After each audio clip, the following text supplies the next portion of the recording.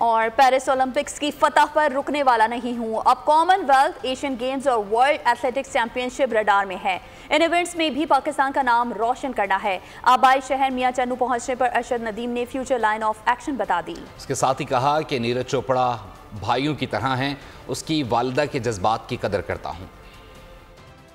अगर देखा जाए जीत के हवाले से तो अल्लाह ताला ने बड़ी इज़्ज़त दी है। आज मैं वतन वापस आ गया हूँ तो पाकिस्तानी की कौम की मैं ये खुशी देखकर और उनकी प्यार मोहब्बत देखकर मुझे बड़ी खुशी हो रही है कि मैंने जो मेहनत की है उसका फल आज अल्लाह ताला ने दिया है कि पूरी कौम पाकिस्तान की जो है ना वो मुझे इज़्ज़त दे रही है। ओलंपिक्स पेरिस में बड़ा अच्छा परफॉर्म किया और उसका रिकॉर्ड भी ब्रेक किया, तो इसी तरह मेरे लिए दुआ करते रहे ताकि मैं पूरे वर्ल्ड में जो ना पाकिस्तान का नाम पूरी दुनिया में बुलंद करता रहूँ। यूथ और नौजवानों को यही पैगाम है कि जैसे कि अल्हम्दुलिल्लाह मैंने बड़ी मेहनत की है, आप सबके सामने है कि मैं आज अपने गांव में खड़ा हूँ, घर में खड़ा हूँ। मेरी बड़ी स्ट्रगल है, मेरे कोच की बड़ी स्ट्रगल है, तो आप भी मेहनत करें, चाहे किसी भी काम में करें तो अल्लाह ताला उसका सिला जो है ना वो एक ना एक दिन ज़रूर देता है। माँ तो माँ होती है। हज़ारों मद्दाहों के झुरमट में ओलंपियन अरशद नदीम घर पहुँचे तो माँ को देखते ही लिपट गए। जज्बात पर काबू ना रख सके और आप दीदा हो गए। वालदा को गोद में उठा लिया। माँ भी अपने लख्ते जिगर को चूमती रही, दुआएं देती रही। आइए आपको भी ये मनासिर दिखाते हैं। अरशद नदीम ने 9 साल तक मुसलसल मेहनत की। किसी मुश्किल और रुकावट को खातिर में लाए बगैर उन्होंने जिद्दोजहद जारी रखी। गुमनामी के अंधेरों से शोहरत की बुलंदियों तक अरशद नदीम ने तवील सफ़र अपने जोर बाजू पर किया। महलेदारों ने अरशद नदीम की जिद्दोजहद को ज़बरदस्त अल्फाज में खराज तहसीन पेश कर दिया। जी बिल्कुल, फ़ख्रे पाकिस्तान ओलंपिक के सुल्तान अरशद नदीम, मैं उनके आबाई घर में मौजूद हूँ और मेरे साथ इस वक्त उनके बड़े भाई मौजूद हैं गुलाम मुस्तफ़ा। ये उनसे जानते हैं कि जब वो अल्लामा इकबाल इंटरनेशनल एयरपोर्ट से अरशद भाई को लेके मियां चन्नू के लिए रवाना हुए तो कितनी देर में लोगों का जोशो खरोश आपने देखा और लोग के क्या जज्बात थे? अरशद भाई ओलंपिक्स 2024 में गोल्ड मेडल विन करके उठे हैं। लोगों का रश दीदनी था और उसके अलावा जनाब एहसन इकबाल साहब जो कि मिनिस्टर हैं, उसके अलावा राना मशहूद खान साहब, उज़मा बुखारी साहबा ख़ुसूसी तौर पर भाई को वेलकम करने के लिए तशरीफ़ लाई थी। तो भाई थकावट की वजह से उनकी तबीयत थोड़ी सी नासाज है, इस वजह से वो आज आराम कर रहे हैं। लोगों का जोश खरोश काबिल दीद था। लोग अपने कौमी हीरो ओलंपिक अरशद नदीम कौमी हीरो हैं। उन्होंने जो कारनामा अंजाम दिया है उसके बाद वो पाकिस्तान की पहचान बन चुके हैं। मुल्क के लिए खेलने वाला हर प्लेयर कारकर्दगी से टीम को जिताने का ख्वाहिशमंद होता है। अरशद नदीम की तरह कौम को खुशियां देने की कोशिश करेंगे। टेस्ट कप्तान शान मसूद ने बांग्लादेश के खिलाफ सीरीज के लिए अपना प्लान शेयर कर दिया है। बहुत ज़्यादा खुश। आपको पता चलें पेरिस ओलंपिक्स में जिस तरीके से अरशद नदीम ने बेहतरीन कारकर्दगी का मुजाहरा किया, इसी तरह पाकिस्तान और बांग्लादेश की टेस्ट सीरीज़ में भी पाकिस्तानी कप्तान कह रहे हैं कि वो भी इसी तरह जिस तरीके से अरशद ने बेहतरीन कारकर्दगी देकर मुल्क को कौम का नाम रोशन किया, वो भी इसी तरह कोशिश करेंगे कि मुल्क का नाम रोशन कर सकें। अरशद नदीम की बात की देखें, वो कौमी हीरो थे और अब उन्होंने जो अचीव किया है वो उससे भी आगे चले गए। हम सबको बहुत खुशी हुई है और देखें हम सब जब भी पाकिस्तान के लिए खेलते हैं हमारे लिए सबसे पहली चीज़ ही पाकिस्तान होती है, तो हम सब के लिए एक प्रिविलेज है।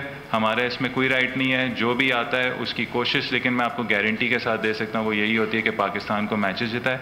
लेकिन हार जीत होती है और हम सबको सबसे पहले हम सबको ही रियलाइज़ होता है, हम सबको ही अफसोस होता है कि हमारी कंट्री नहीं जीती है। तो हमारी कोशिश यही होगी कि जिस तरीके से हमारे कौमी हीरो हैं अरशद नदीम, जो वो खुशियाँ लाए हैं, हम भी कोशिश करेंगे कि एज ए क्रिकेट टीम हम वो खुशियाँ ला के दें अपने लोगों को।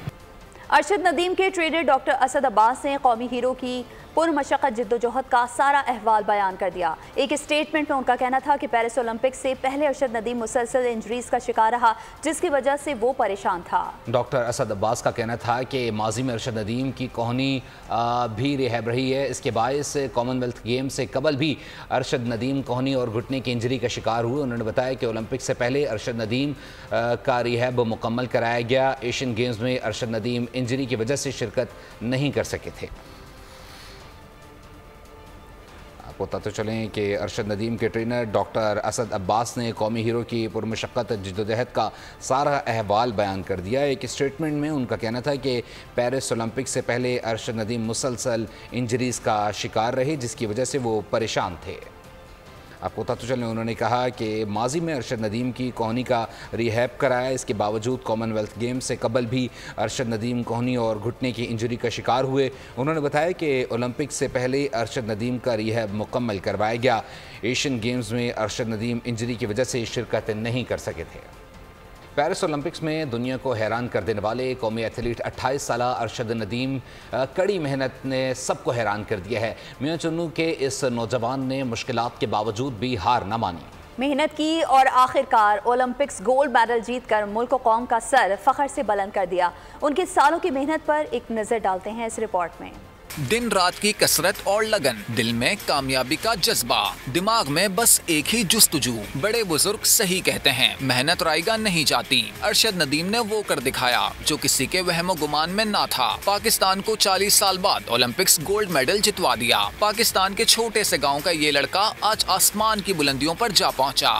मैंने भी गाँव लेवल से स्टार्ट की, लेकिन बेसिकली मैंने मसला ऑल पंजाब जो है वो क्रिकेट खेली। मेरी क्रिकेट की बड़ी अच्छी गेम थी, एज ए बॉलर था मैं। बैडमिंटन भी मैंने खेली और फिर ये सारे छोड़ के एथलेटिक स्टार्ट कर।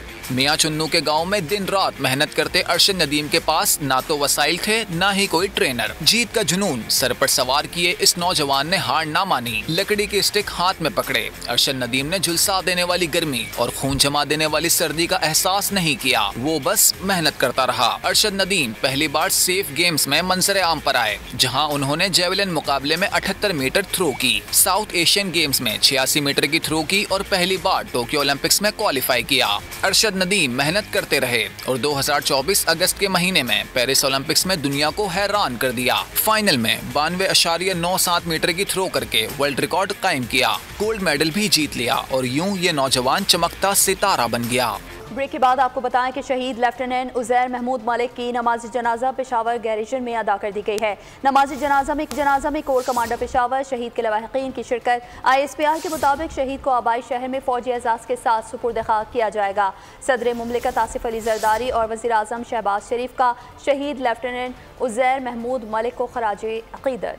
शहीद के बुलंद दर्जात अहले खाना के लिए सब्र जमील। पाक फौज पाकिस्तान को फितना अल खारिज से पाक कर रही है। दहशतगर्दी के खिलाफ जंग में कौम अफवाज पाकिस्तान के शाना बशाना है। हमारे शौदा और उनके अहले खाना पूरी कौम का फ़ख्र हैं।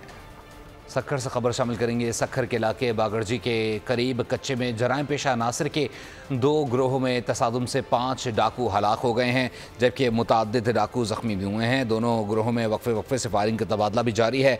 हलाक डाकू में राबील जतोई, राजा जतोई, मेवाल जतोई, जत्थो जतोई, वाहिद अली जतोई शामिल हैं। पुलिस कच्चे के बाहर मौजूद फायरिंग के बायस दाखिल नहीं हो सकी। फायरिंग के सबब इलाके में शदीद खौफ व हरास फैला हुआ है। आगे बढ़ें और आपको बताएं कि फ़लस्तीनियों पर मज़ालिम के इंतहा कर दी गई है और दुनिया तमाशा देख रही है।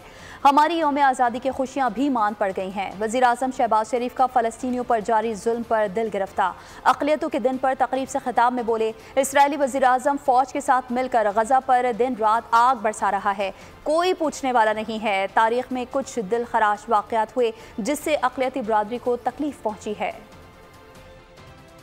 यौम आज़ादी की आमद है, उसके साथ आज हम ये मिनॉरिटीज़ डे मना रहे हैं। बदकिस्मती से जो जुल्म सतम गज़ा में ढाया जा रहा है, उसके हवाले से हमारी ये खुशियाँ मान पड़ गई हैं। मुसलमानों के साथ जो इसराइली हुकूमत और वज़ीर आज़म नेतन्याहू जो अपनी फ़ौज के साथ मिलकर मुसलमानों के ऊपर बमबारी की गई और दिन रात आग उन पर बरस रही है और दुनिया खामोश है।